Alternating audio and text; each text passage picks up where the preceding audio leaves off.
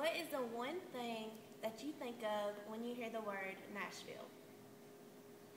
You would probably say Music City, or hopefully you would reply by saying home of the Grand Ole Opry.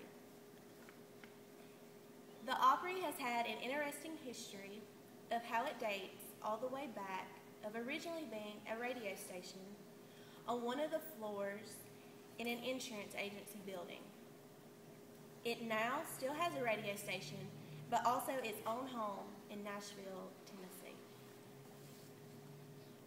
It all began in 1901, where C.A. Craig, an insurance commissioner, purchased a building and started an insurance agency.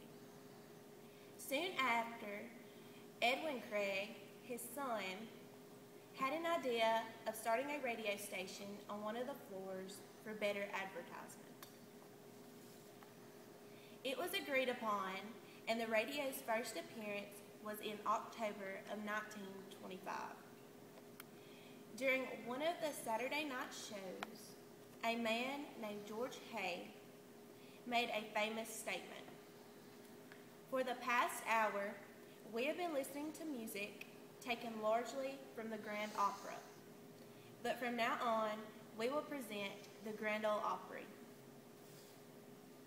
From that moment on, the name stuck, and it has been known as the Grand Ole Opry ever since.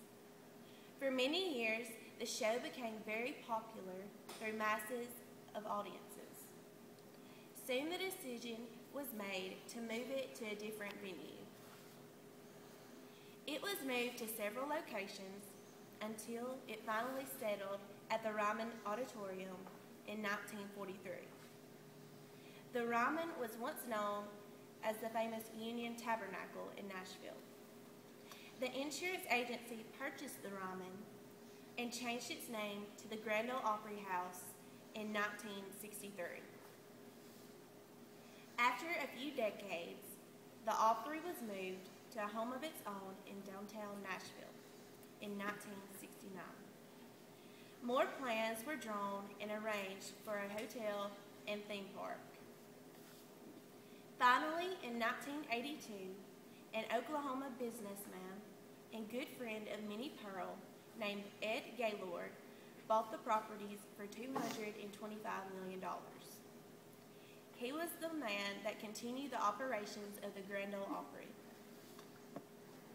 One of the most famous things located in the Grand Ole Opry is the 6-foot circle of wood in the stage. This circle originally came from the Ryman. Now it gives our generation's performers an opportunity to sing on the same spot where it supported Ernest Tubb, Patsy Cline, and many others. The Grand Ole Opry has had many different music diversity over the years. Audiences can expect many genres such as country, bluegrass, folk, gospel, and even comedy. Many performers will always feel honored to perform music on the circle that remains unbroken. The Grand Ole Opry will always be the place that made country music famous and has been called the home of American music.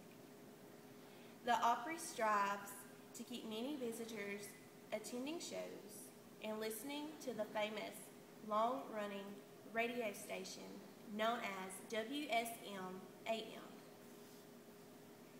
Sadly, the theme park shut down and a huge 2-story mall known as the Opry Mills Mall was built in its place.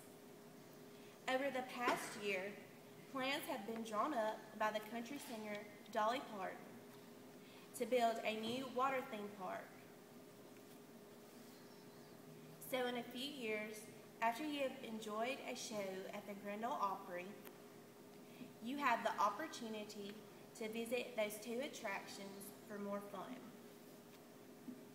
Hopefully, America's famous stage will keep country music going strong and entertaining us Americans with its famous entertainment. As in the words of George Hay, Keep her down to earth, boys.